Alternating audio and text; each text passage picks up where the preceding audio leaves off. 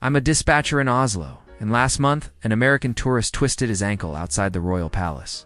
Before I could finish saying we'd send an ambulance, he started sobbing. Not from pain, from relief. He kept saying, "Thank God I'm not home," over and over. When the paramedics arrived, he asked 3 times how much it would cost. They looked at him like he'd asked if Norway still had Vikings. One finally said nothing. "Why would we charge you?" The guy started crying harder and told them back home the ride alone would have bankrupted him. The paramedics just stood there confused while he hugged them. My colleague radioed asking if we needed psychiatric services. My cousin works ER intake in Copenhagen. American walks in bleeding from a minor kitchen accident, immediately asks for the payment desk. She directs him to registration. He comes back 10 minutes later, frantic. They won't let me pay up front. What's the scam here? Refuses treatment until she explains 3 times that the Danish government covers it. Even then, he keeps his credit card out the entire time the doctor stitches him up. I work hotel reception in Lisbon. American couple checks in. Wife mentions she has chest pains. Husband tells her to sleep it off because we're not paying for a European ambulance. Call 112 anyway. Paramedics show up in 8 minutes. Husband tries to send them away, saying they can't afford it. Lead paramedic says, "Sir, this is Portugal, not America. Get in." They treat her for panic attack in the ambulance. Monitor her vitals for 40 minutes. Give her medication. Bill 0. Husband keeps asking where the invoice is. She finally snaps at him. Just accept that healthcare doesn't have to destroy us. Here's what Americans don't seem to understand about European emergency services. Over here, when you call an ambulance, the only thing you're worried about is getting better. Not choosing between medical treatment and next month's rent. Not whether your insurance will cover this particular crew. Not if the hospital's in network. We're not saints, we're just practical. Turns out keeping people healthy is cheaper than letting them die of preventable conditions while drowning in medical debt. Americans think we're living in some socialist fantasy. We think they're living in a dystopian nightmare where calling for help means financial ruin. Both of us are right. I manage a ski resort in Austria. American breaks his leg on the slopes, refuses to let ski patrol call a helicopter because air ambulances cost like 50 grand back home, keeps insisting he'll take an Uber down the mountain, on crutches. With a compound fracture. We finally convince him we're sending the helicopter whether he agrees or not. He's in tears the whole flight, not from the pain but because he's calculating bankruptcy. Helicopter lands at the hospital. They stabilize him, do surgery, keep him 3 days. Send him home with medications and follow-up instructions. Total bill? His travel insurance covered everything, but even without it, the whole ordeal would have been about 800 euros. He called our office a week later, asking if we'd made a clerical error. Said there must be missing zeros. I told him no, that's just what healthcare costs when it's not designed to extract maximum profit. Long silence. Then he asks if Austria is accepting citizenship applications. My brother runs a pharmacy in Brussels. The American woman comes in with a prescription from a Belgian ER for antibiotics. She's holding her phone out, recording, saying she wants documentation of the scam pricing for her insurance company. He rings it up, €8.50. She stops recording, checks the price 3 times, asks if that's per pill. He says no, that's for the entire 2-week supply. She sits down right there in the pharmacy and starts crying. Says back home, the same medication cost her $340, even with insurance. Other customers are staring. She keeps apologizing for crying and saying she's not crazy, she's just relieved. My brother gave her a chocolate and told her that in Belgium, we believe sick people deserve medicine, not bankruptcy. I'm a claims processor for international insurance in Stockholm. American files a claim for emergency appendectomy performed in Sweden. Hospital bill. Sends han by sick. About Laun by Boschermaven. He's filed it wrong. Labeled it as initial consultation because surely the surgery itself costs more. I call him to correct the paperwork. He says no, you don't understand. I need to file the surgery bill separately. This can't be the total. Spends 15 minutes arguing with me that Swedish hospitals must be hiding fees. I finally convince him that yes, Major abdominal surgery really costs less in Stockholm than an ambulance ride in Texas. He goes quiet. Then asks if I'm hiring. Says he's got experience in healthcare administration and he's done with America's medical extortion racket. I work border control in Geneva. American family crosses from France. Mother's having an allergic reaction. Father refuses medical attention, says they'll wait until they're back in the US in 3 days because their insurance won't cover foreign care. The daughter, maybe 16, calls emergency services anyway. Ambulance arrives, paramedics administer epinephrine, monitor her for 2 hours, discharge her with instructions. Father keeps demanding itemized bills so he can prepare for the damage.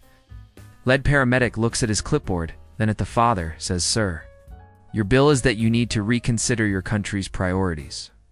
Hands him a paper with €0 written on it. Father stares at it like it's written in ancient Greek. His wife says, "We really don't deserve this kindness." Paramedic replies, "Actually, everyone deserves this." That's the point. My sister works ambulance dispatch in Amsterdam. American calls 112, says his kid broke his arm at a playground. Asks if they take credit cards or need payment up front. She's confused, asks him to repeat. He says, "Do you need my insurance information before sending the ambulance? What's your policy on Atova network charges?" She tells him the ambulance is already on the way, and they'll discuss payment, never because there isn't any. He thinks she's joking. Keeps asking for her supervisor. Ambulance crew arrives, kids wailing, fathers arguing about payment authorization. They have to basically force him to let them treat his son. Later tells my sister he spent the entire hospital visit waiting for someone to present a bill that never came. I work at a tourist information center in Prague. American asks where the nearest affordable hospital is because his wife needs stitches. I tell him the nearest hospital. He says no, he means the cheap one, the public option, not the fancy private places. I explain they're all affordable by his standards, even the private ones. He doesn't believe me. Says he needs something under $5,000 because that's their savings. I print out typical costs. A visit with stitches, about 2,000 CZ, $88. He studies this paper for 5 minutes, asks if it's a typo. Says the last time his wife needed stitches in Florida, they paid $3,200 after insurance. His wife is literally bleeding through a towel while he's trying to comprehend Czech medical pricing. I finally just walk them to the hospital myself to prove I'm not scamming them. My uncle drives ambulances in Dublin. Picks up American tourist who collapsed at Trinity College. Guy regains consciousness in the ambulance, immediately starts panicking about costs. Uncle tells him it's free. American says no. Seriously, how much? Uncle repeats free. American insists there must be hidden fees, facility charges, mileage rates. Says in the States his ambulance ride for a heart scare cost $2,800 and insurance only covered half. Uncle tells him, "We measure our success by how many people we save, not by how many we bankrupt." American just stares. At the hospital, he refuses to leave until someone gives him paperwork proving he doesn't owe money. Nurses have to create a custom €0 invoice just to satisfy him. He frames it. Sends my uncle a photo of it hanging in his office with the caption, "Proof civilization still exists somewhere." I work hotel concierge in Barcelona. American guest, maybe 70 years old, mentions chest pains at breakfast. I insist on calling an ambulance. He literally runs away from me, locks himself in his room. I call his room. He says he's not letting me saddle him with $10,000 in medical debt, for what's probably just indigestion. Says he'll tough it out. His wife calls down 20 minutes later, terrified, begging me to send help. Paramedics break down his door when he won't open it. Turns out, it's a minor cardiac event. They stabilize him in the ambulance. Transport him to hospital. He stays 2 nights for monitoring. Discharge bill, €420, mostly for the private room upgrade his wife requested. He keeps asking the billing department if they forgot to add the ambulance, the paramedics, the emergency treatment, the cardiac monitoring, the meals, the medications. They tell him that's all included. He tells his wife, "We're selling everything and moving here." She agrees immediately. I'm a paramedic in Berlin. Respond to American tourist having severe abdominal pain near Brandenburg Gate. Standard protocol, we load him up. Start for fluids. Administer pain management. Transport to Kuwait Hospital. He's apologizing the whole way, saying he can't afford this, asking if we can just drop him at a pharmacy instead.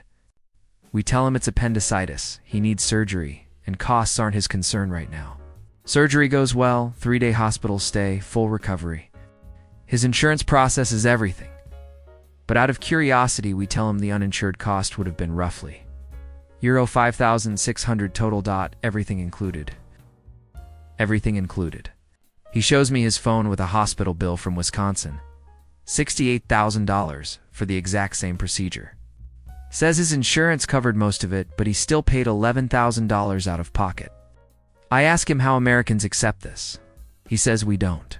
Just die quietly, so we don't burden our families with debt. My dad works emergency services. Coordination in Lyon. American calls asking if France has ambulance. Insurance he can buy before calling for help because his daughter has a high fever and possible meningitis. Dad tells him to hang up and call 15 SAMU immediately. American refuses, says he needs pricing first. Dad loses patience, says your daughter could die while you're shopping for the best deal. Call 15 now, or I'm calling for you. Calls anyway. Ambulance arrives in 6 minutes. Full meningitis protocol. Straight to ICU. 5 days of treatment. Full recovery. Bill comes, 127 euros for the private room. Everything else covered by French healthcare system, even for tourists under emergency care provisions. Father sends a 10-page letter to my dad's office thanking him and apologizing for his broken American brain that's been trained to prioritize costs over life. I work language interpretation for hospitals in Copenhagen. American patient needs emergency gallbladder surgery. Before consenting, she demands to speak with billing about payment plans. Surgeon's confused, says they need to operate now, bills come later. She refuses anesthesia until someone discusses financing. Hospital admin comes, explains Denmark's system, estimates her total costs around 8,000 Danish kroner, $1,150 without insurance. She starts laughing hysterically. Says her American surgeon quoted her $47,000 for the same procedure, and that was his cash discount. She's laughing so hard they have to delay surgery 20 minutes until she calms down. Post-surgery, she tells every nurse that she's moving to Denmark and they can't stop her.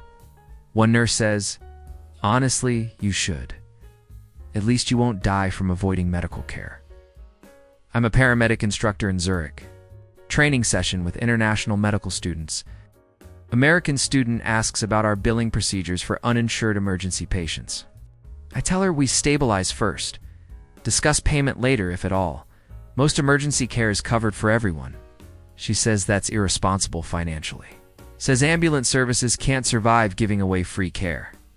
I show her our budget, fully funded by taxes and mandatory health insurance system.